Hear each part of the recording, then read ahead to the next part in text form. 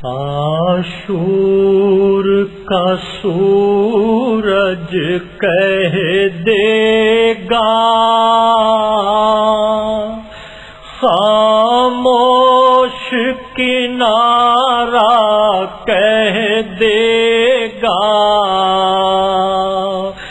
جو بات کے اصغر کہہ نہ سکے، بہتا ہوا دریا کہہ دے گا۔ عاشور کا سورج کہہ دے گا، خاموش کنارہ کہہ دے گا، کس طرح جوانی خاک ہوئی، لیلا کا کلیجہ کہہ دے گا، کس طرح جوانی خاک ہوئی، لیلا کا کلیجہ کہہ دے گا، بہتے ہوئے آنسو کہہ دیں گے، اترا ہوا چہرہ کہہ دے گا، احمد کی نواسی کا عالم اٹھتا ہوا پردہ کہہ دے گا، کس طرح چھنی سر سے چادر، جلتا ہوا خیمہ کہہ دے گا، کس طرح گئے اصغر رن میں، آباد ہوئی کیوں کر تربت، کس طرح گئے اصغر رن میں، آباد ہوئی کیوں کر تربت، بانوں کی اداسی کہہ دے گی، اجڑا ہوا جھولا کہہ دے گا، اکبر کی اجل آئی پہلے، یا برچھی کا پھل نکلا پہلے، اکبر کی اجل آئی پہلے، یا برچھی کا پھل نکلا پہلے، شبیر کی قسمت کہہ دے گی، اکبر کا کلیجہ کہہ دے گا، امت کے لیے اصغر آئے، پانی نہ ملا پیاسے ہی گئے، چپ ہوگی اگر ننھی سی لید، اجڑا ہوا جھولا کہہ دے گا ناوک کی کھٹک دل کی ہمت، امت پہ نظر بابا کا خیال، کیا راز خدا سمجھے اصغر، ہنستا ہوا چہرہ کہہ دے گا، ہر گام پہ ٹھوکر کھا کھا کر جب باپ پسر کو ڈھونڈے گا، کس سمت ہے اکبر کی میت، الجھا ہوا رستہ کہہ دے گا، مشکی زچدا پانی تو بہا، میت نہ ہٹی تربت ہی بنی، دریا کی ترائی کس کی ہے، عباس کا روضہ کہہ دے گا، شادی سے غرض شادی کب تھی،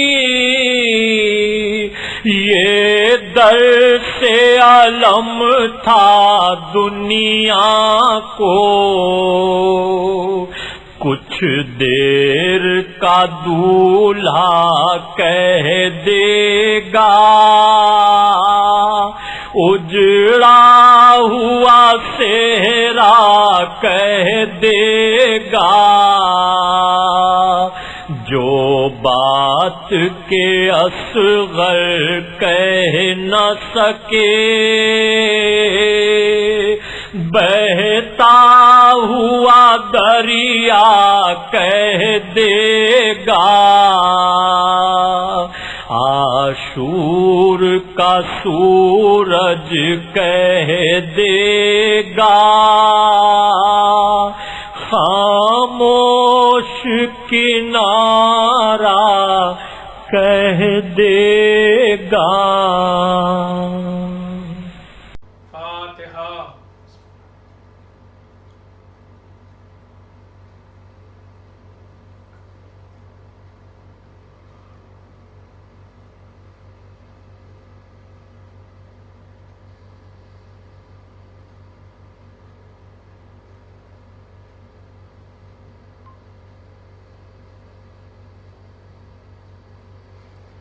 اعوذ باللہ من الشیطان الرجیم، بسم اللہ الرحمن الرحیم، الحمد للہ رب العالمین، والحمد للہ الذی جعل لنا لسانا وشفتین وهدانا النجدین، والحمد للہ الذی هدانا لهذا وما كنا لنهتدي لولا ان هدانا الله،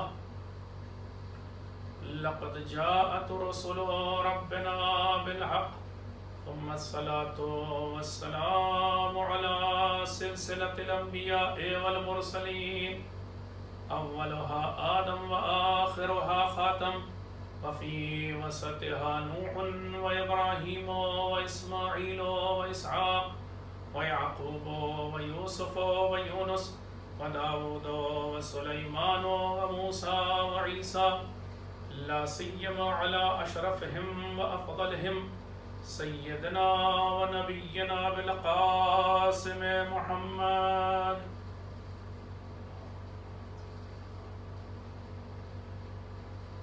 وعلى أهل بيته الطيبين الطاهرين الذين أذهب الله عنهم الرجس وطهرهم تطهيرا۔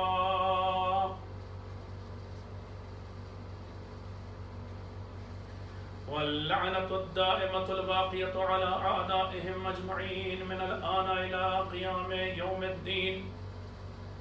أما بعد فقد قال الله تبارك وتعالى في كتابه المبين وهو أصدق الصادقين وقوله الحق. بسم الله الرحمن الرحيم. وَلَنَبْلُوَنَّكُمْ بِشَيْءٍ مِّنَ الْخَوْفِ وَالْجُوعِ وَنَقْصٍ مِّنَ الْأَمْوَالِ وَالْأَنفُسِ وَالثَّمَرَاتِ وَبَشِّرِ الصَّابِرِينَ الَّذِينَ إِذَا أَصَابَتْهُم مُّصِيبَةٌ قَالُوا إِنَّا لِلَّهِ وَإِنَّا إِلَيْهِ رَاجِعُونَ. اللهم صل على محمد. عزاداران امام مظلوم، شام غریبہ آ گئی، پورا عشرہ محرم گزر گیا، مگر سچ بات یہ ہے کہ نہ تو ہم روتے ہوئے تھکے نہ آپ روتے ہوئے تھکے، اور حقیقت تو یہ ہے کہ اس سال جس قسم پرسی میں ہم نے اس عشرہ محرم کو گزارا، اس سے نہ صرف یہ کہ ہم رنجیدہ ہیں بلکہ شرمندہ ہیں شہزادی جناب فاطمہ زہرا سلام اللہ علیہا کی خدمت میں۔ ان سے کہنا چاہتے ہیں کہ شہزادی، ہم اس طرح سے نہ آپ کے بیٹے کا ماتم کر سکے، نہ آپ کے گھر والوں پر مرثیہ پڑھ سکے، نہ آپ کے گھر کے افراد کا نوحہ پڑھ سکے جیسا ہم کرنا چاہتے تھے یا جیسا ہم کرتے چلے آئے تھے۔ اس سال کا محرم ہمارے لیے دوہرا غم لے کر آیا ہے۔ ایک غم تو کربلا والوں کا غم، اور دوسرا غم یہ کہ ہم ان کا غم کھل کر نہیں منا پا رہے ہیں۔ عزیزان گرامی، شام غریبہ ہے، اور آپ جانتے ہیں کہ پچھلے کئی برسوں سے میں شام غریبہ کی مجلس میں اسی سورہ بقرہ کی آیت نمبر 155 پر آپ کی خدمت میں اپنے عرائض پیش کرتا چلا آ رہا ہوں۔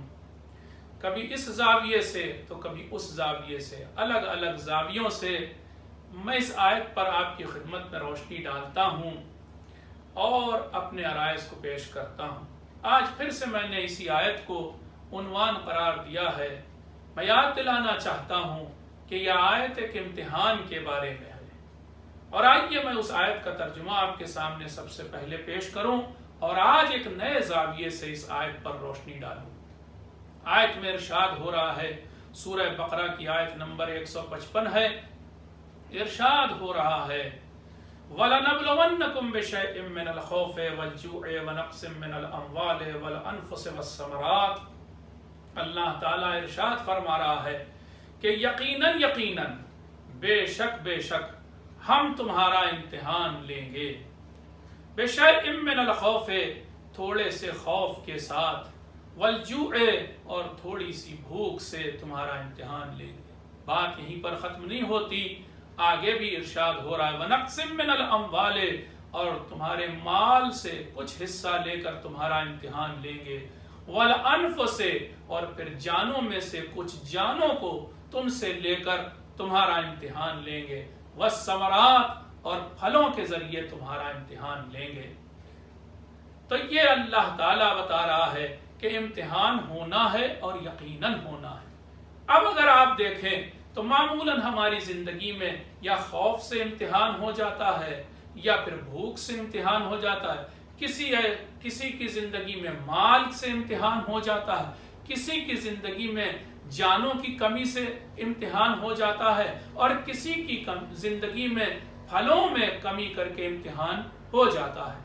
لیکن کربلا وہ جگہ ہے جہاں پر ہر چیز جمع ہو گئی تھی۔ یہ پانچوں چیزیں، چاہے وہ خوف ہو، چاہے وہ بھوک ہو، چاہے وہ مال ہو، چاہے وہ جان ہو، اور چاہے وہ پھل ہو، ہر چیز کا امتحان کربلا میں لیا گیا۔ میں آئیے آپ کے سامنے ایک ایک کر کے ان موارد کو پیش کرتا ہوں۔ آپ بتائیے، کیا کربلا والوں کو خوف نہیں تھا؟ آپ کہیں گے یقیناً انہیں کوئی خوف نہیں تھا۔ ہاں، میں بھی یہی کہتا ہوں، انہیں اپنی جان جانے کا خوف نہیں تھا، لیکن انہیں اس بات کا خوف تھا کہ ہمارے بعد کہیں ایسا نہ ہو کہ اہل حرم کی چادریں لوٹی جائیں۔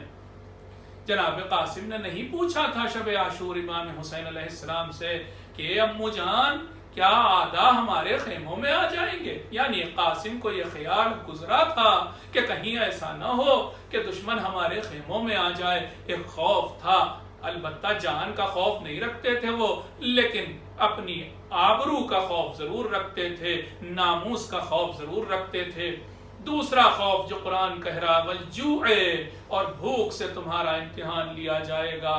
ارے بھوک کا امتحان کربلا سے زیادہ کہاں ہو سکتا ہے؟ یہاں تو بچہ بھوکا اور پیاسا ہے۔ آپ نہیں دیکھتے کہ خود امام حسین ایسا معصوم گواہی دے رہا ہے کہ اے فوج جفاکار، اگر تیری نگاہ میں خطا کار ہوں تو یہ بچہ تو نہیں خطا کار ہے، اس نے 3 دنوں سے نہ کچھ کھایا ہے نہ کچھ پیا ہے۔ اب اس سے زیادہ بھوک کیا ہوگی کہ 6 ماہ کا بچہ بھی 3 دنوں سے بھوکا اور پیاسا ہو۔ آگے بڑھتے ہیں، ہم دیکھتے ہیں کہ مال سے امتحان کیسے لیا گیا۔ کربلا میں یہی شام غریباں آئی تھی۔ عزیزوں میں بھی مصائب پڑھوں گا، لیکن ایک ایک کر کے اس تمام مال و اسباب لٹنے لگا تھا۔ کیا مال سے امتحان نہیں لیا گیا؟ ہاں لیا گیا۔ اور پھر جان کا امتحان تو دنیا یاد کرتی ہے کہ حسین کے 72 ساتھی تھے کہ جن کو لے کر کے اللہ نے حسین کا امتحان لیا، اور خود حسین نے اپنی جان دے کر اپنا امتحان پورا کر دیا۔ یہ جان کا امتحان تھا۔ اب پوچھیں گے آپ کہ پھلوں کے ذریعے کیسے کربلا میں امتحان ہوا؟ میں جواب دوں گا۔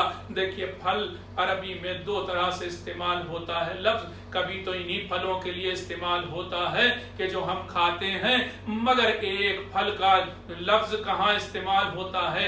آپ نے حدیث قصہ پڑھی ہوگی، وہاں پر کیا کہتی ہیں شہزادی، وہاں پر کیا کہتے ہیں پیغمبر حسنین علیہ السلام سے؟ وَثَمَرَةُ فُؤَادِي، ارے میرے دل کے پھل۔ ہاں امام حسین علیہ السلام جناب رسول خدا کے دل کے پھل تھے۔ عربی زبان میں یہ لفظ ثمرہ کا وہاں استعمال کیا جاتا ہے جب جہاں پر یہ کہنا ہوتا ہے کہ تم تو میرے جگر کے ٹکڑے ہو۔ شہزادی کے جگر کے ٹکڑے کا امتحان لیا گیا۔ حسین جب گھوڑے سے گرے تھے، یہ امتحان کوئی کم امتحان نہیں تھا۔ رسول کے جگر کا ٹکڑا گھوڑے سے گر گیا تھا، علی کے جگر کا ٹکڑا گھوڑے سے گر گیا تھا، شہزادی جناب فاطمہ زہرا کے جگر کا ٹکڑا گھوڑے سے گر گیا تھا۔ تو ہم دیکھتے ہیں کہ 5 طرح کا امتحان کربلا میں لیا گیا۔ اور اب پھر ان امتحانوں میں جو لوگ کامیاب ہوتے ہیں ان کے لیے قرآن کہہ رہا ہے کہ اے حبیب ان لوگوں کو بشارت دے دیجئے، وَبَشِّرِ الصَّابِرِينَ الَّذِينَ إِذَا أَصَابَتْهُمْ مُصِيبَةٌ قَالُوا إِنَّا لِلَّهِ وَإِنَّا إِلَيْهِ رَاجِعُونَ۔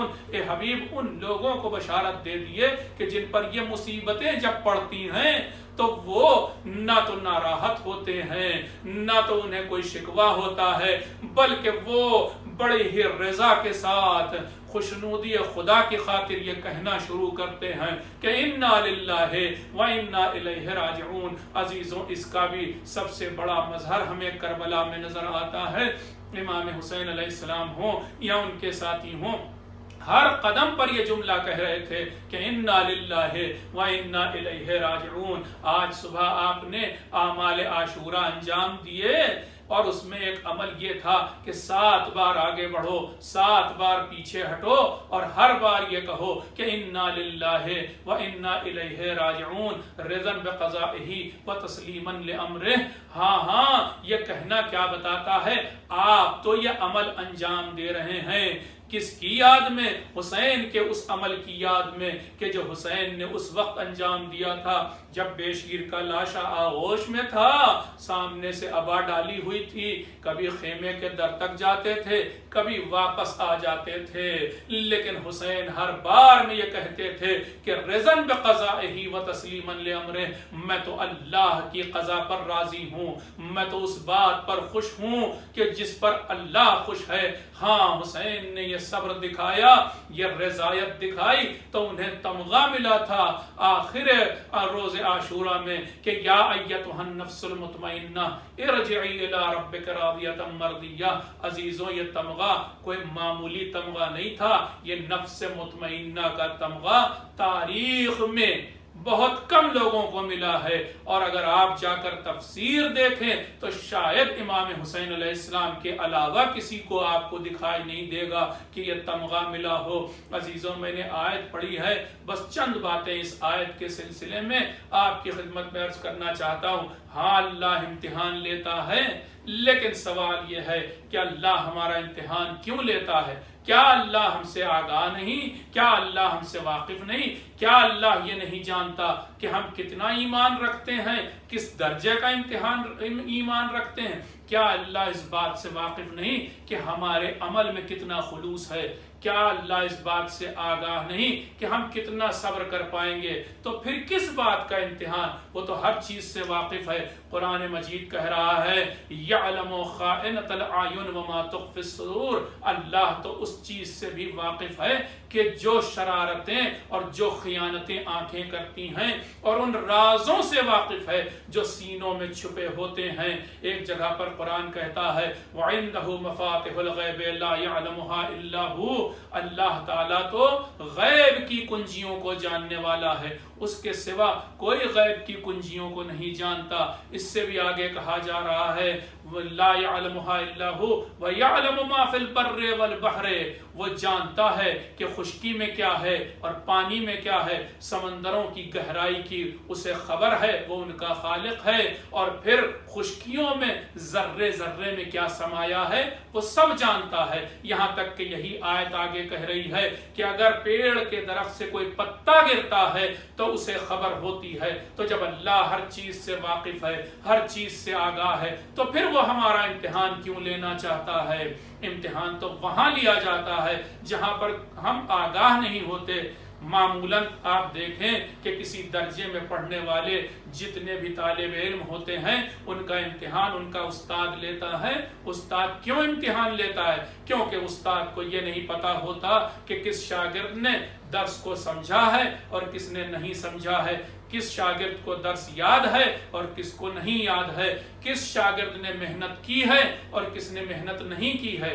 تو اب امتحان لیتا ہے تاکہ سب کا راز کھل جائے کہ کس نے کتنا درس کو سمجھا، کس نے کتنی محنت کی، کس نے کتنا حفظ کیا۔ لیکن یہاں پر تو جب دلوں کا راز اللہ جاننے والا ہے، ہمارے صبر کے پیمانوں کو اللہ جاننے والا ہے، تو پھر امتحان کی کیا ضرورت؟ تو پھر امتحان کا کیا موقع؟ جواب یہ ہے عزیزوں، اس جواب کو یاد رکھیے گا، جواب یہ ہے کہ اللہ ہمارا امتحان جاننے کے لیے نہیں لیتا، ہمیں اجرت دینے کے لیے لیتا ہے۔ ہمیں جو اجرتیں اس نے طے کر رکھی ہیں وہ دینے کے لیے ہمارا امتحان لیتا ہے۔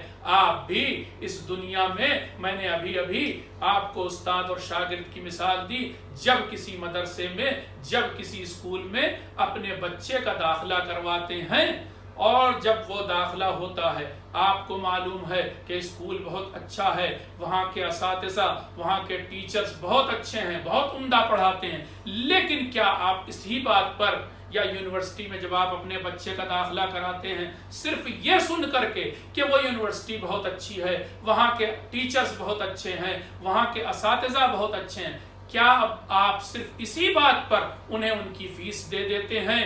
نہیں، اس بات پر نہیں دیتے، بلکہ تب فیس دیتے ہیں جب ٹیچر پڑھا لیتا ہے۔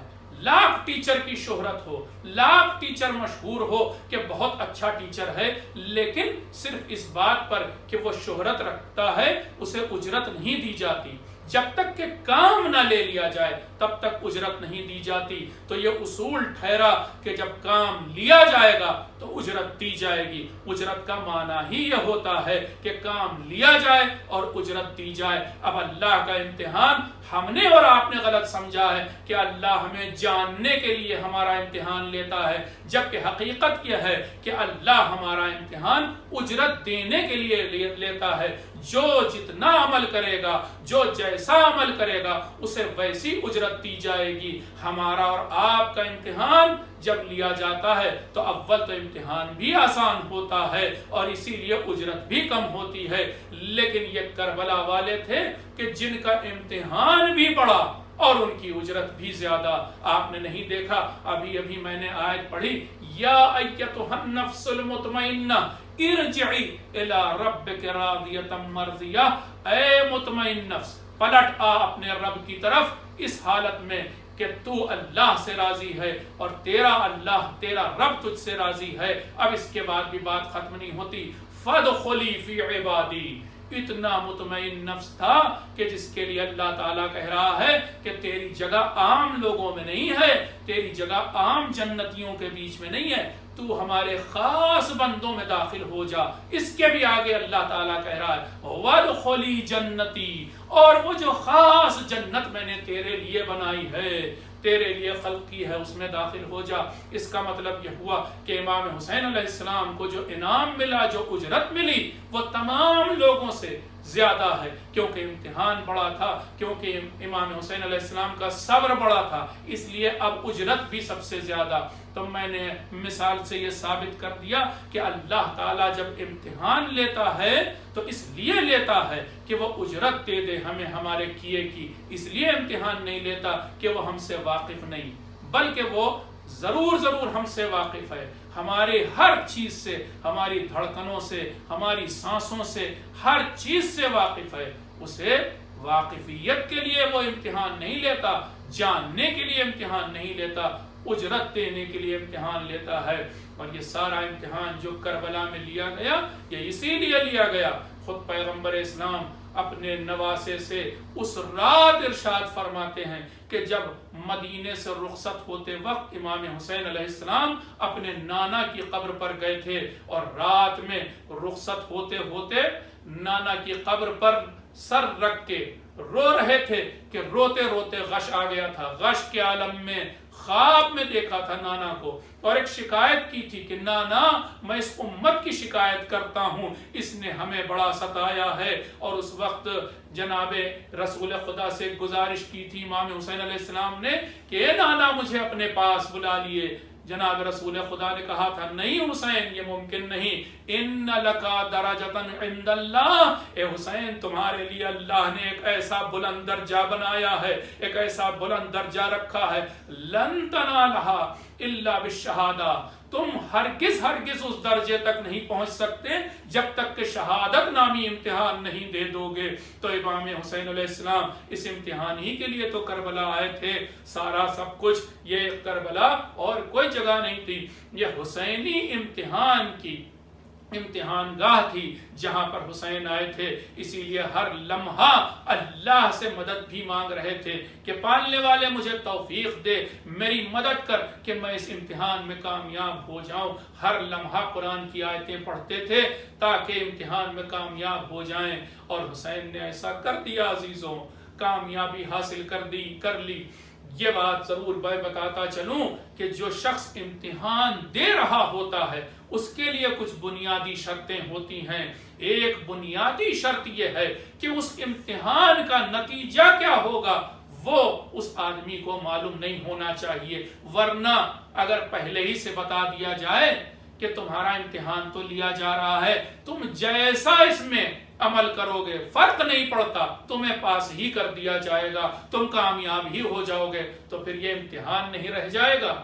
इम्तिहान तो तब रहेगा कि जब नतीजे की खबर ना हो।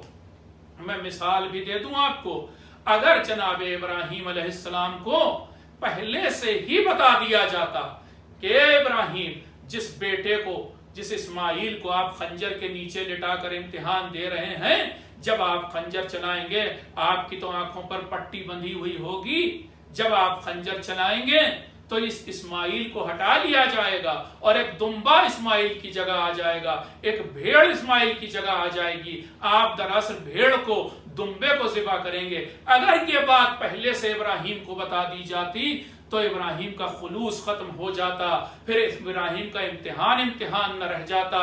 फिर क्या इम्तिहान था जब पहले ही से पता होता कि बेटा तो कत्ल नहीं होगा, बेटा तो ज़िबा नहीं होगा, लेकिन इब्राहिम को ना तो नतीजा बताया गया और न ये बताया गया कि तुम्हारा दर्जा क्या होगा, तुम्हें इसके बाद इम्तिहान के बाद क्या इनाम दिया जाएगा।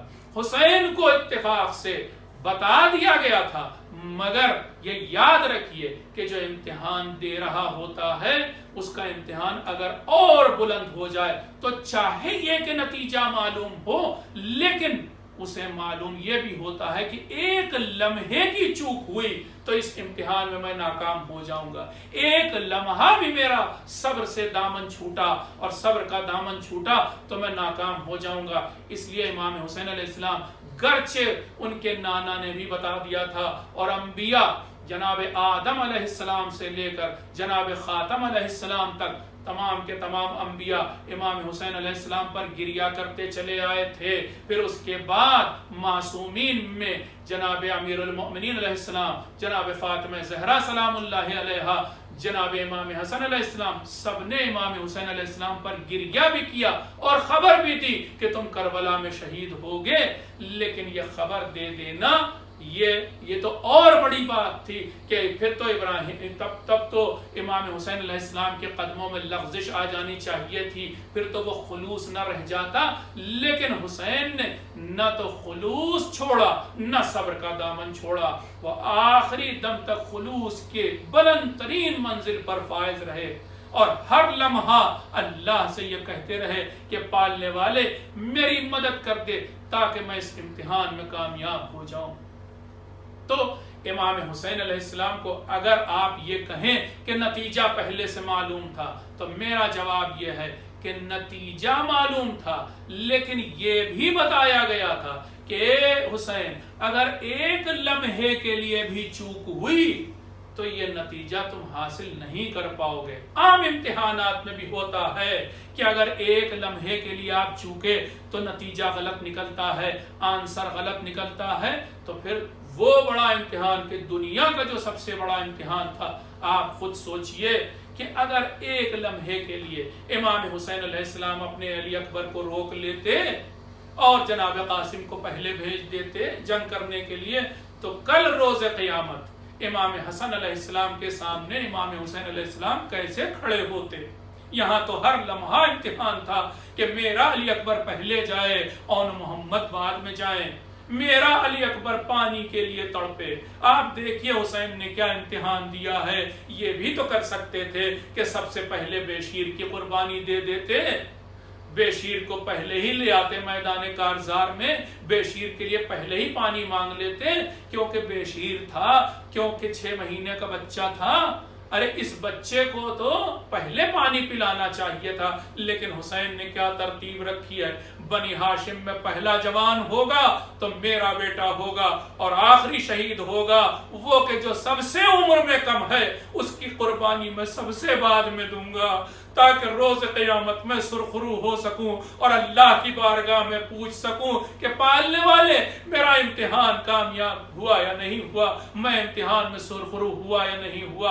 हुसैन ने वो तरतीब रखी है हत्ता शुहदा की कि जिससे ये साबित कर सकें कि हुसैन आखिरी दम तक पाबरजा थे। अजीजों, मैं अपनी तरफ से नहीं कह रहा हूँ, दुश्मन का रावी है और हमीद इब्न मुस्लिम जिसका नाम है, हमीद इब्न मुस्लिम कहता है मैंने बहुत से बहादुरों को देखा था, लेकिन अपनी जिंदगी में मैंने हुसैन जैसा बहादुर नहीं देखा। अरे जैसे जैसे कुर्बानियां देते थे वैसे वैसे सबात कदम बढ़ता जाता था, वैसे वैसे उनके कदम और दम जमते जाते थे, वैसे वैसे चेहरा और खिलता जाता था। सलाम हो हमारा आका हुसैन पर, ऐसा हमने बहादुर अपनी जिंदगी में न सुना न जाना, बल्कि तारीख इंसानियत में ऐसा बहादुर इंसान नहीं गुजरा कि जिसने कुर्बानियां भी दी हों तो इस खुलूस के साथ दी हों कि एक मंजिल पर कहीं लग़्ज़िश न नजर आए। हुसैन ये भी कर सकते थे कि ऐसे लोगों को पहले भेजते कि जिससे उनकी प्यास ज्यादा, पहले बनी हाशिम को भेज देते, बाद में असहाब को भेजते। लेकिन कल को लोग ये कह सकते थे कि असहाब को फिर ज्यादा देर तक प्यासा रहना पड़ा और घर वाले कम देर तक प्यासे रहे। लेकिन تمام جگہوں کے مخالفت کرتے ہوئے پیغمبر کے زمانے میں پہلے اصحاب نہیں جاتے تھے، پہلے پیغمبر کے زمانے میں گھر کے لوگ جاتے تھے، لیکن کربلا میں یہ ترتیب امام حسین علیہ السلام نے بدل دی۔ امیر المومنین علیہ السلام کے دور میں بھی امیر المومنین سب سے پہلے بنی ہاشم کو بھیجتے تھے، لیکن کربلا میں ہم دیکھتے ہیں یہ ترتیب بھی بدلی ہوئی ہے۔ کس طرح سے کہ بنی ہاشم بعد میں جائیں گے، اصحاب پہلے جائیں گے، حر جو ابھی آیا ہے وہ پہلے چلا جائے گا، لیکن علی اصغر بعد میں جائیں گے۔ ارے حر تو تازہ دم تھا، اس نے تو شاید صبح عاشور بھی پانی پیا ہو، لیکن حسین نے اسے جانے دیا۔ میں کہوں گا مولا حر کو روک لیتے، پہلے علی اصغر کی قربانی دیتے، لیکن امام حسین علیہ السلام کی مصلحت تو دیکھیے، وہ دکھانا چاہتے تھے کہ ہمارے گھر کا بچہ بھی ہوتا ہے، 6 مہینے کا بچہ بھی ہوتا ہے تو وہ صبر کا پہاڑ ہوتا ہے، اور بچے نے ثابت کر دیا کہ جب حسین کی گود میں آیا تو مسکرانے لگا تھا، اس نے شکوا تو نہیں کیا تھا، وہ تو نہیں رویا تھا کہ مجھے پیاس لگی ہے، وہ تو اس سب کے الٹ اور برعکس مسکرانے لگا تھا۔ اس کی مسکراہٹ دیکھ کر فوج اشقیاء رو پڑی تھی۔ یہ حسین ہے اور ان کے گھر والے ہیں کہ جو ایسے ایسے امتحان دیتے ہیں۔ عزیز و شام غریباں کی مجلس ہے، اس سے زیادہ میں اور اس بارے میں نہیں پڑھ سکتا۔ ہاں، یہ چند جملے مصائب کے بھی ایک ایک کر کے آپ کی خدمت میں پیش کرتا ہوں۔ پہلے وہ مصیبت پیش کرتا ہوں کہ جس کی تمنا ہمیشہ شہزادی جناب فاطمہ زہرا سلام اللہ علیہا کو رہتی ہے، اور وہ کون سی مصیبت؟ وہ حسین کی رخصت ہے کہ جس کے لیے خواب دکھایا تھا کہ علامہ مجلسی میرے بیٹے کی رخصت پڑھو، اور جناب علامہ مجلسی نے امام حسین علیہ السلام کی رخصت پڑھی تھی۔ وہ کون سی رخصت کہ جس کو شہزادی بار بار پڑھوانا چاہتی ہیں؟ ارے سب سے مشکل وقت شاید سیدانیوں پر جو گزرا وہ یہی رخصت کا وقت تھا، جس وقت جناب علی اکبر جا رہے تھے۔ سیدانیوں کو ڈھارس تھی کہ ابھی اون و محمد تو باقی ہیں، جب اون و محمد جا رہے تھے سیدانیوں کو ڈھارس تھی ارے ابھی قاسم تو باقی ہیں، اور جب قاسم جانے لگے تمام سیدانیوں کا دل تھما ہوا تھا، ارے ابھی تو ابو الفضل العباس علمدار لشکر حسینی باقی ہے۔ لیکن جب علمدار بھی چلا گیا تو حسین کی کمر بھی ٹوٹ گئی اور سیدانیوں کے دل بھی ٹوٹ گئے۔ اب سیدانیوں کو ساری ڈھارس تھی تو حسین سے تھی، ابھی تو والی و وارث موجود ہے، ابھی تو امام وقت موجود ہے، ہمیں کسی فکر کی کیا بات۔ اور خود حسین بھی ڈھارس دیتے جا رہے تھے، اے دیکھو زینب گھبرانا نہیں، اے بہن ام کلثوم جب تک حسین زندہ ہے تمہیں رونے کی ضرورت نہیں، اے میری لاڈلی سکینہ جب تک تیرا بابا زندہ ہے تو کیوں روتی ہے۔ یہ کہہ کر کے بار بار حسین ڈھارس دے رہے تھے، لیکن وہ موقع بھی آیا کہ جب حسین آئے اور آنے کے بعد ایک جملہ کہا، یا زینبو یا ام کلثوم یا رقیہ یا رباب یا سکینہ یا فضہ علیکن من السلام۔ ارے سب پر ایک ایک کر کے سلام کس انداز سے کیا، تم پر ہمارا آخری سلام۔ جیسا کوہرام اب خیموں میں مچا ویسا کوہرام کبھی نہیں مچا تھا، کسی شہید کے جنازے پر ایسا گریہ نہیں ہوا تھا۔ تمام خواتین نے امام حسین علیہ السلام کو گھیر لیا، اور اب امام حسین علیہ السلام رخصت ہونا چاہتے ہیں۔ عزیزوں، یہ وہی موقع تھا کہ جب امام حسین علیہ السلام نے کان میں جناب فضہ سے کچھ کہا تھا، جناب فضہ خیمے میں جانے لگی، جناب زینب نے یہ منظر دیکھا، جناب فضہ کے پیچھے پیچھے چلی، اے فضہ یہ تو بتاؤ بھیا نے تم سے کیا کہا ہے۔ جناب فضہ خاموش رہی تو جواب دیا، یہ کہا، اے فضہ تمہیں میرے ماں کی حق کی قسم ہے، یہ بتاؤ بھیا نے کیا کہا۔ اب جو جناب فضہ نے کہا، اے شہزادی آپ کے بھائی نے ایک بوسیدہ لباس منگایا ہے۔ جناب زینب کہتی ہیں، فضہ یہ کیوں نہیں کہتی کہ بھیا نے اپنا کفن منگایا ہے۔ امام حسین علیہ السلام نے وہ بوسیدہ لباس زیب تن کیا کسی طرح سے خیموں سے رخصت ہونا چاہتے تھے. کبھی بیٹی لپٹ جاتی تھی، کبھی بہن لپٹ جاتی تھی. ہاں وہ موقع آیا کہ جب حسین ڈھارس دیتے دیتے خیمے سے رخصت ہوئے، لیکن پھر پیچھے پیچھے آواز سنتے جا رہے تھے کہ کوئی آ رہا ہے. پلٹ کے دیکھا تو وہی بہن جو ابھی رخصت کر چکی تھی وہ یہ جملہ کہہ رہی تھی، محلن محلا یا اخی، محلن محلا، اے بھیا ذرا دھیرے چلو، اے بھیا ذرا دھیرے چلو. امام حسین علیہ السلام نے پلٹ کر پوچھا، اے زینب تم تو مجھے رخصت کر چکی تھی. جواب دیا، بھیا میں چاہتی ہوں کہ جتنا ہو سکے تمہیں جی بھر کے دیکھ لوں. اے بھیا ایک وصیت بھی یاد آ گئی ماں کی، ذرا گھوڑے سے اترو. امام حسین علیہ السلام گھوڑے سے اترے. جناب زینب نے امام حسین علیہ السلام کے گلے کا بوسہ لیا. جا بھیا ماں کی وصیت پوری ہو گئی. کہا بہن وہ کون سی وصیت تھی؟ کہا وصیت یہ تھی کہ جب میرا حسین آخری بار رن کو جانے لگے تو اے زینب میری جانب سے اس کا گلا چوم لینا.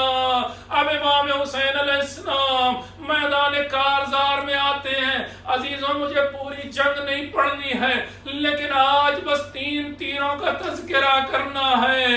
وہ کون سا تیر؟ حسین لڑتے لڑتے وہ موقع آیا جب پوری طرح سے لہو لہان ہو چکے تھے، زخموں سے چور ہو گئے تھے، لیکن بہرحال علی کا بیٹا تھا، گھوڑے پر اسی طرح بیٹھا رہا جیسے علی بیٹھا کرتے تھے. اب دشمن نے ایک چال چلی عزیزوں. امام محمد باقر علیہ السلام اس کا تذکرہ کرتے ہیں کہ میرے جد کو کس طرح سے شہید کیا گیا. ہاں چالیں کیا تھی دشمن کی؟ سب سے پہلے امام حسین علیہ السلام پر تمام طرف سے حملہ کیا گیا اور تیروں کی بارش کی گئی. ارے زہرا کا لاڈلا اکیلا انسان، لکھا ہوا ہے کہ ایک تیر آ کر کے آقا کی پیشانی پہ لگا، خون جاری ہوا، خون آنکھوں تک پہنچا. تو اب امام حسین علیہ السلام نے اپنے کرتے کا دامن اٹھایا تاکہ آنکھوں کو صاف کریں، مزید جنگ کریں. لو عزیزہ بڑا غضب ہو گیا. جیسے ہی دامن کو اٹھایا تھا وہ سینہ ظاہر ہو گیا جس کا بوسہ رسول لیا کرتے تھے. اگلا تیر جو چلا تو حسین کے سینے پہ لگا. ارے تیر کا لگنا تھا. حسین نے ایک بار تیر کی طرف دیکھا، ایک بار فوج کی طرف دیکھا. دیکھیے اس بہادر انسان کو، اس نے وہ تیر خود سے پکڑا اور سینے سے نکالا. تیر کا نکلنا تھا. روایت کی لفظیں ہیں فجرت دمو کالمیزاب، ارے خون یوں سینے سے ابلا جیسے پرنالا بہتا ہے. اب وہ موقع آیا کہ حسین نے آسمان کی طرف اپنی نگاہیں اٹھائیں اور یہ دعا کی کہ پالنے والے گواہ رہنا، تیرے نبی کا نواسا اس دنیا میں میرے سوا کوئی نہیں، اور یہ اب اسے قتل کرنے جا رہے ہیں. ابھی یہ جملہ حسین آسمان کی طرف نگاہیں اٹھا کے کہہ رہے تھے کہ ایک تیر اور چلا جو گلوئے مبارک پہ لگا. اس تیر کا لگنا تھا کہ خون اتنا بہا کہ حسین گھوڑے پہ ڈگمگانے لگے، لیکن پھر خود کو سنبھال لیتے تھے. عزیزو غضب اس وقت ہوا، شاید آپ نے یہ بات پہلے نہ سنی ہو، جس طرح سے ابو الفضل العباس کے شان قلم ہوئے تھے. ایک شقی نے آ کر کے پیچھے سے ایک ایسا وار کیا کہ امام کا ایک بازو قلم ہوا. اور اب روایت کی لفظیں ہیں کہ بائیں رخسار کے بل زمین پر گرے. زمین پر گرنا کیا تھا؟ کعبہ زمین پہ گر گیا. عزیزو اب میں پوری شہادت تو نہیں پڑھ سکتا، بڑے سخت جملے ہیں مقاتل کی کتابوں میں، لیکن اتنا سمجھیے کہ ایک دکھیاری بہن تھی جو دوڑتی ہوئی تلہ زینبیہ پہ آئی اور اس نے کہنا شروع کیا، اے پسر سعد، تو کھڑا دیکھ رہا ہے اور میرا ماجایا ذبح کیا جا رہا ہے۔ تھوڑی دیر گزری تھی کہ حسین کا سر نیزے پہ بلند تھا، میدان کربلا کی زمین ہل رہی تھی، زلزلہ آ چکا تھا، آندھی چل رہی تھی کہ ایک بار جناب زینب نے آ کر کے اپنے بیمار بھتیجے کو جگایا، اے سید سجاد ذرا غش سے آنکھیں کھولو، دیکھو کیا قیامت آ گئی۔ جناب سید سجاد نے کہا، اے پھوپھی اماں ذرا خیمے کے پردے کو تو ہٹائیے۔ جیسے ہی پردہ ہٹا، امام نے زیارت پڑھنی شروع کی، السلام علیکہ یا ابا عبداللہ۔ ارے یہاں سے شام غریبہ کا آغاز ہوا تھا۔ عزیزو، ابھی تھوڑی دیر گزری تھی کہ ایک آواز گونجی، مجھے نہیں معلوم کہ اس آواز کو جناب زینب نے کیسے برداشت کیا ہوگا۔ پسر سعد آواز دیتا ہے اپنے فوج کے فوجیوں کو، تم میں کون ہے جو آگے بڑھ کر حسین کے لاشے پر گھوڑے دوڑا دے؟ مجھے نہیں معلوم یہ آواز جناب رباب نے کیسے سنی ہوگی، مجھے نہیں معلوم جناب سکینہ پر کیا گزری ہوگی۔ ہاں وہ موقع بھی آیا کہ ایک اور آواز گونجی کہ اب خیموں کو لوٹ لو، مال و اسباب لوٹ لو۔ ہاں ایک ایک کر کے فوجی خیموں میں آنے لگے، درانہ داخل ہو گئے، کوئی کچھ لوٹتا تھا، کوئی کچھ لوٹتا تھا، یہاں تک وہ نوبت بھی آئی کہ جس بستر پر بیمار امام تھا اسے بھی کھینچ لیا گیا۔ جناب زینب نے کہا، اے شیخ تجھے حیا نہیں آتی؟ ایک بیمار انسان ہے۔ جواب دیتا ہے خولی، اگر میں نے نہ لوٹا تو کوئی اور لوٹ لے گا۔ یہ کہہ کر کے بستر بھی لے گیا، اور اب وہ موقع بھی آیا کہ جب چادریں چھننا شروع ہو گئی، یہاں تک بھی خواتین نے صبر کیا۔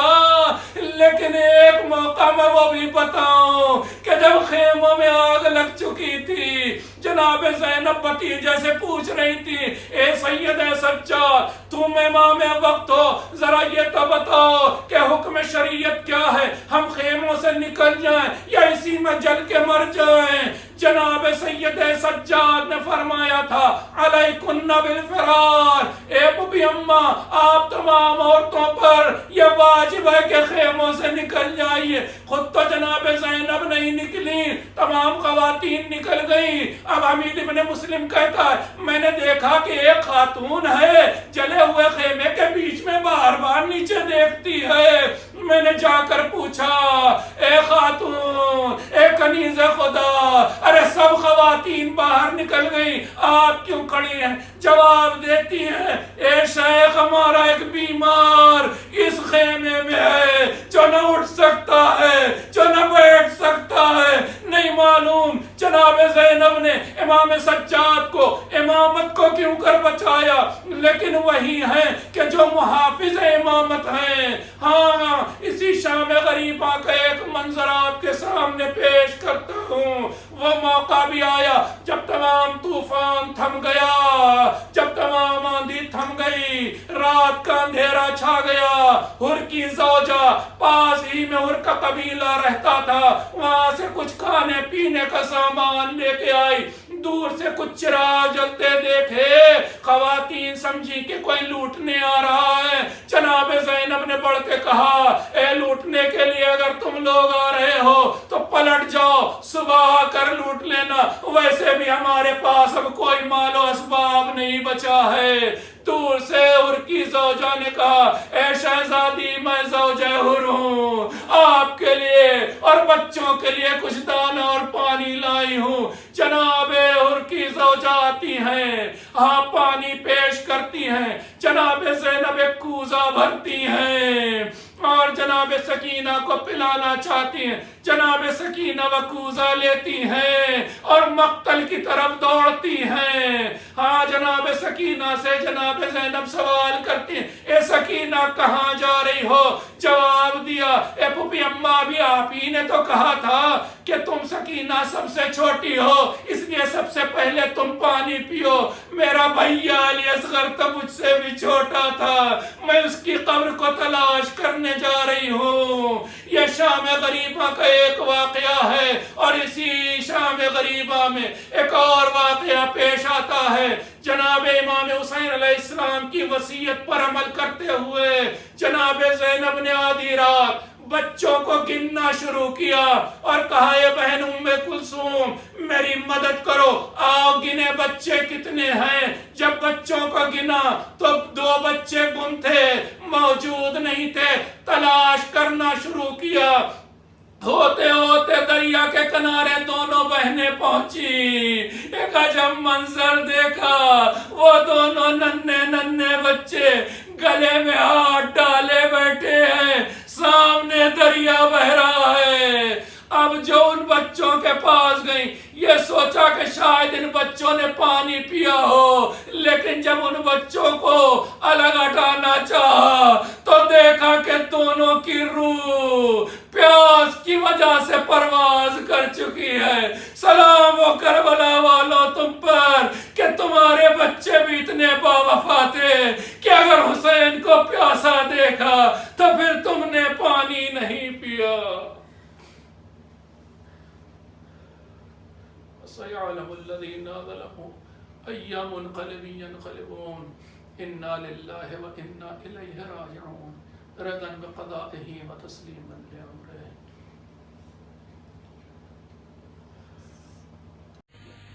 یا حسین یا حسین یا حسین یا حسین آبروئے لا الہ سجدہ شبیر ہے، آبروئے لا الہ سجدہ شبیر ہے، آبروئے لا الہ سجدہ شبیر ہے۔ تیرے دم سے یا حسین، تیرے دم سے یا حسین نعرہ تکبیر ہے۔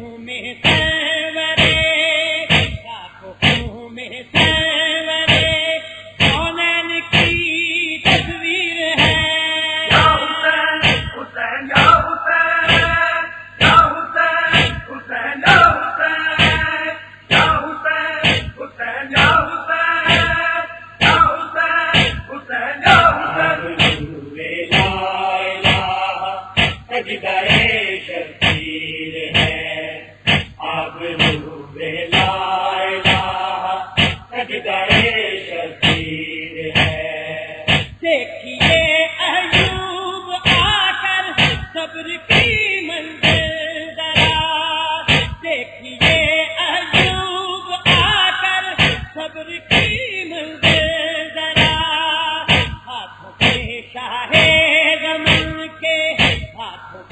شاہ زمن کے لاشائے بے تیر ہیں یا حسین حسین یا حسین یا حسین حسین یا حسین یا حسین حسین یا حسین یا حسین حسین یا حسین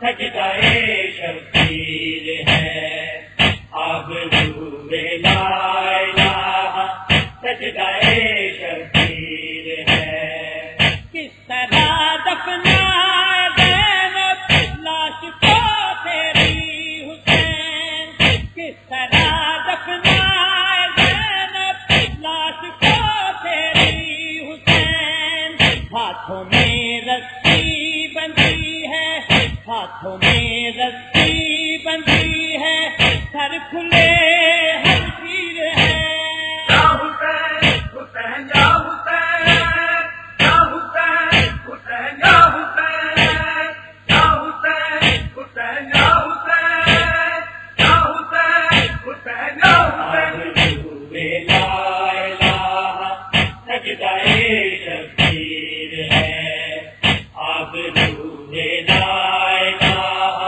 سجدائے شبیر ہے اس طرح ارکان ہوتا ہے فریض حق ادا اس طرح ارکان ہوتا ہے فریض حق ادا خون میں ڈوبی ہوئی خون میں ڈوبی ہوئی پیشانی شبیر ہے یا حسین حسین یا حسین یا حسین حسین یا حسین یا حسین حسین یا حسین یا حسین حسین یا حسین لا الہ سجدائے شبیر ہے آبرو لا الہ سجدائے شبیر ہے تیرے دم سے یا حسین تیرے دم سے یا حسین نعرہ تکبیر ہے یا حسین حسین یا حسین یا حسین حسین یا حسین یا حسین حسین یا حسین یا حسین حسین یا حسین لا الہ سجدائے شبیر ہے آبرو لا الہ سجدائے کا سورج ہے قیامت کی گھڑی ہے بھائی کا گلا کٹتا بہن دیکھ رہی ہے مقتل میں کسی ماں کی صدا گونج رہی ہے اے میرے حسین میری گود میں آجا میرے بچے میری آغوش میں آجا میرے بچے میری آغوش میں آجا میرے بچے میری آغوش میں آجا میرے لیے اذان تو اصغر کی طرح ہے گودی میری گہوارہ ہے بستر کی طرح ہے اس دھوپ میں دامن میرا چادر کی طرح ہے اے میرے حسین میری گود میں آجا آجا میرے بچے میری آگوش میں آ جا میرے بچے میری آگوش میں آ جا میرے بچے میری آگوش میں آ جا میں ماں ہوں میرا دل نہیں سینے میں سنبھلتا نازک یہ بدن تیرا یہ جلتا ہوا صحرا اور اس پہ ستم یہ ہے کہ تو رہ گیا پیاسا اے میرے حسین میری گود میں آجا آجا میرے بچے میری آغوش میں آجا میرے بچے میری آغوش میں آجا میرے بچے میری آغوش میں آجا میں گود میں لے لوں تجھے سینے سے لگا لوں سینے کے سکینہ کی طرح تجھے کو سلا لوں سینے کے تیرے تیر میں پلکوں سے نکالوں اے میرے حسین میری گود میں آجا آجا میرے بچے میری آنکھوں میں آجا میرے بچے میری آنکھوں میں آجا میرے بچے میری آنکھوں میں آجا آ کر میرے زانوں پہ جو سو جاتے تھے بیٹا کیا کی مشقت کے بھی پہلو نہیں بدلا اب کیسے تجھے چھوڑ مقتل میں اکیلا اے میرے حسین میری گود میں آجا آجا میرے بچے میری آغوش میں آجا میرے بچے میری آغوش میں آجا میرے بچے میری آغوش میں آجا تیری بھی تو اولاد ہے تو بھی تو قدر ہے اولاد کا غم کیا ہے یہ تجھ کو بھی خبر ہے غم بچے کا سہ جائے یہ کس ماں کا جگر ہے اے میرے حسین میری گود میں آجا آجا میرے بچے میری آنکھوں میں آجا میرے بچے میری آنکھوں میں آجا میرے بچے میری آنکھوں میں آجا لیٹ گیا تھک کہ تو اس جل کی زمین پر یہ کس کا لہو تم ملا روئے ہنسی پر مت خاک پہ سو لال تیری ماں ہے یہیں پر اے میرے حسین میری گود میں آجا آجا میرے بچے میری آنکھوں میں آجا میرے بچے میری آنکھوں میں آجا میرے بچے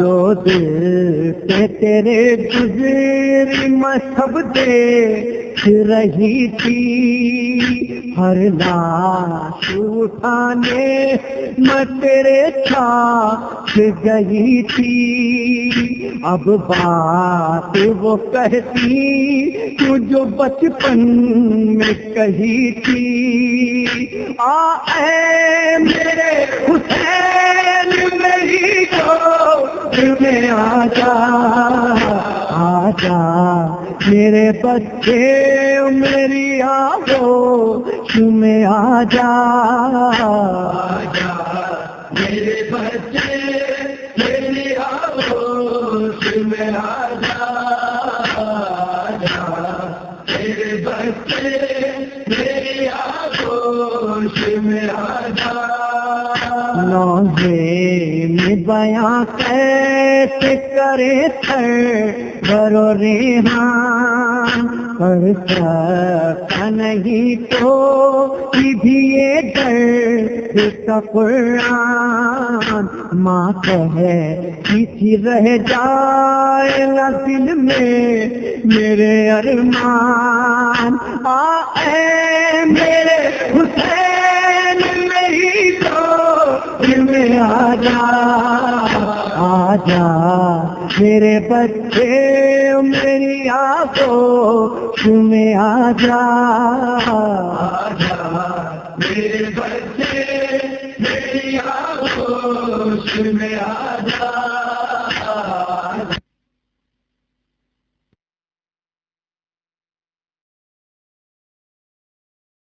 أزور سيدي ومولاي ومعتمدي ورجاي، ذخري وذخيرتي في آخرتي ودنياي، الإمام الحسين عليه السلام، زيارة مني ونيابة عن والدي وعن والد والدي وعن إخواني وأخواتي وعن جميع المؤمنين والمؤمنات، قربة طاعة إلى الله تعالى. السلام عليك يا أبا عبد الله، السلام عليك يا ابن رسول الله، السلام عليك يا ابن أمير المؤمنين وابن سيد الوصيين، السلام عليك يا ابن فاطمة سيدتي نساء العالمين، السلام عليك يا ثار الله وابن ثاره والوتر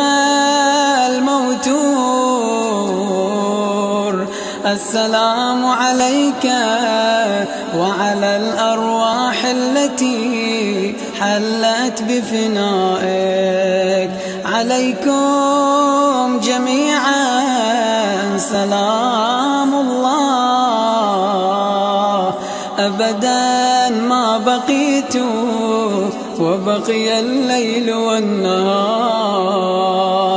يا أبا عبد الله لقد عظمت الرزية وجلت المصيبة بك علينا وعلى جميع أهل الإسلام،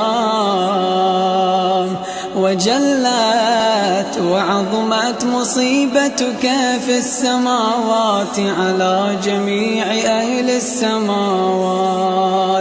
فلعن الله أمة أسست أساس الظلم والجار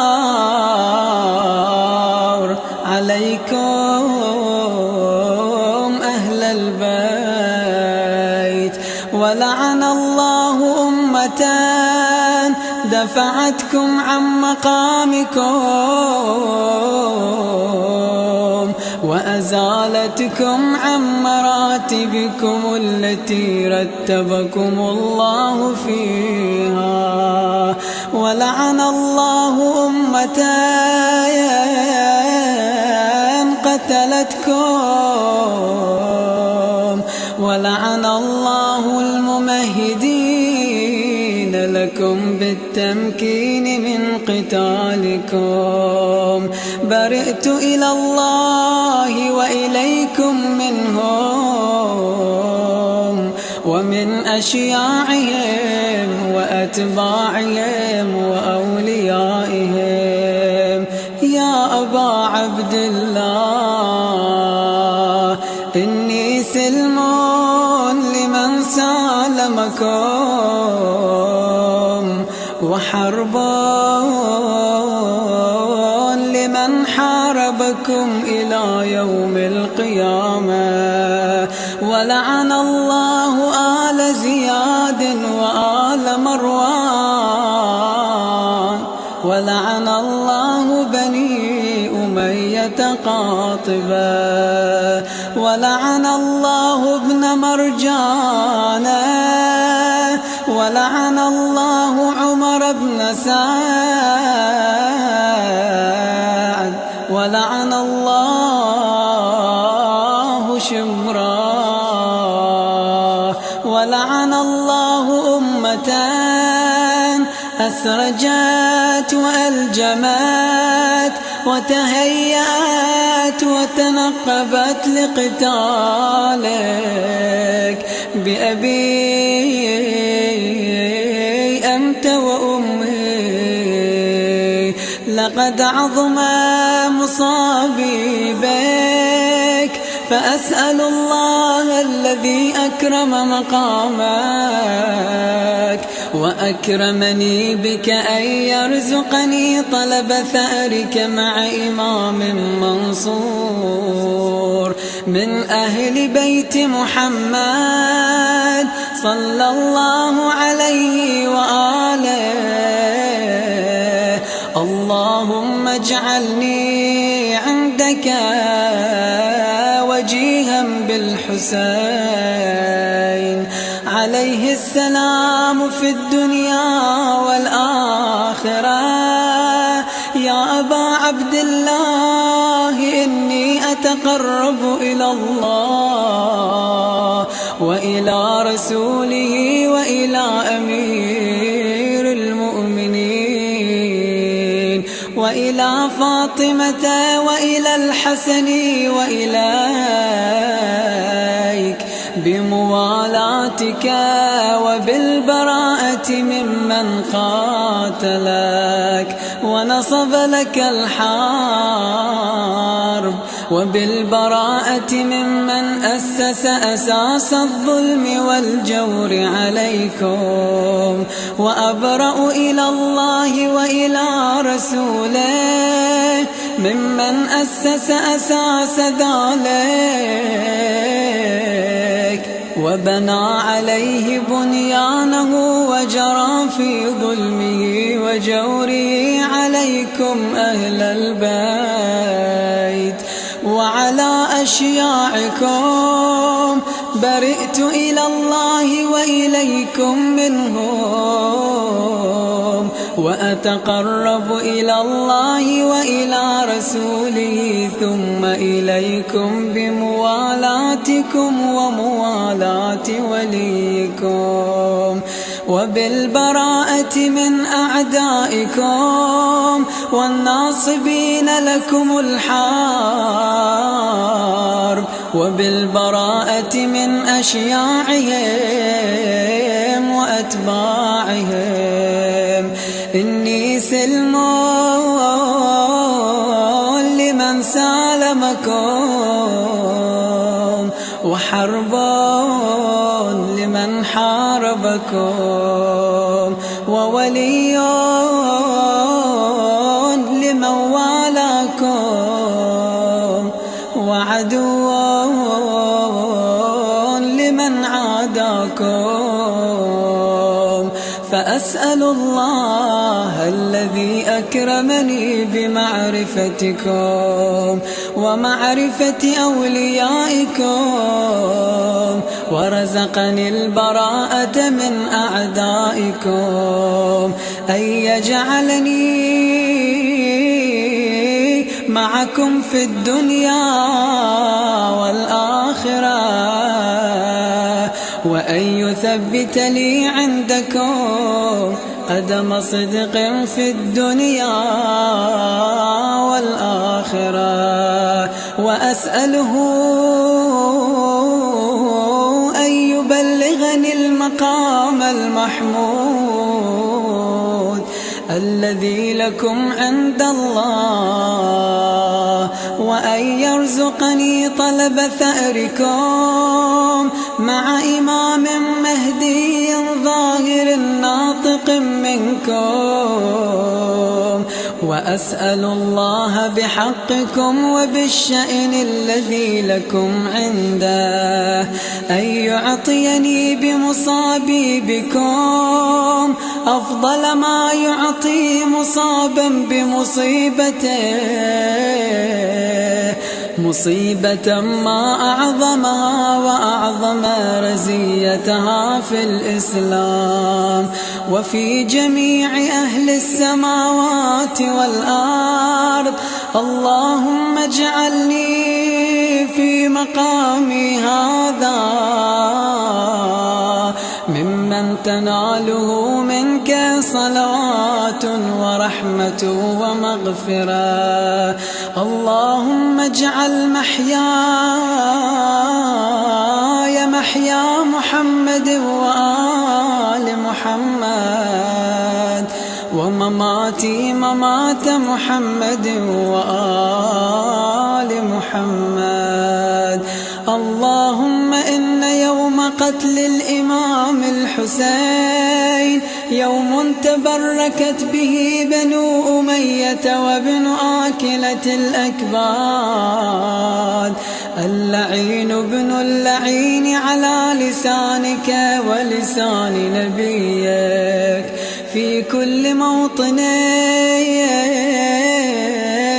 وموقف وقف فيه نبيك. اللهم العن أبا سفيان ومعاوية ويزيد بن معاوية عليهم منك اللعنة أبد الآبدين. يوم فرحت به آل زياد وآل مروان بقتلهم الحسين عليه السلام. اللهم فضاعف عليهم اللعن منك والعذاب الأليم. اللهم إني أتقرب إليك في هذا اليوم وفي موقفي هذا وأيام حياتي بالبراءة منهم واللعنة عليهم وبالموالاة لنبيك وآل نبيك عليهم السلام. اللهم العن أول ظالم ظلم حق محمد وآل محمد وآخر تابع له على ذلك. اللهم العن العصابة التي جاهدت الحسين عليه السلام وشايعت وبايعت وتابعت على قتله. اللهم العنهم جميعا. السلام عليك يا أبا عبد الله وعلى الأرواح التي حلت بفنائك. عليك مني سلام الله أبدا ما بقيت وبقي الليل والنهار، ولا جعله الله آخر العهد مني لزيارتكم. السلام على الحسين وعلى علي بن الحسين وعلى أولاد الحسين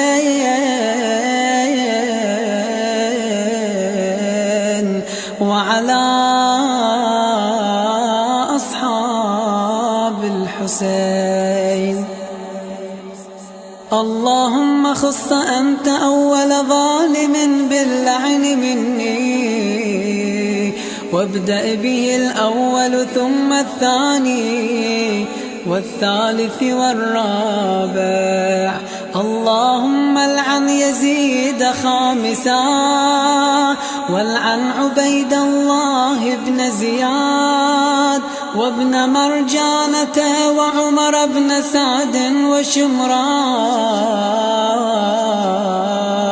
وآل أبي سفيان وآل زياد وآل مروان إلى يوم القيامة. اللهم لك الحمد حمد الشاكرين لك على مصابهم. الحمد لله على عظيم رزيتي. اللهم ارزقني شفاعة الحسين عليه السلام يوم الورود، وثبت لي قدم صدق عندك مع الحسين وأصحاب الحسين الذين بذلوا مهجهم دون الحسين عليه السلام.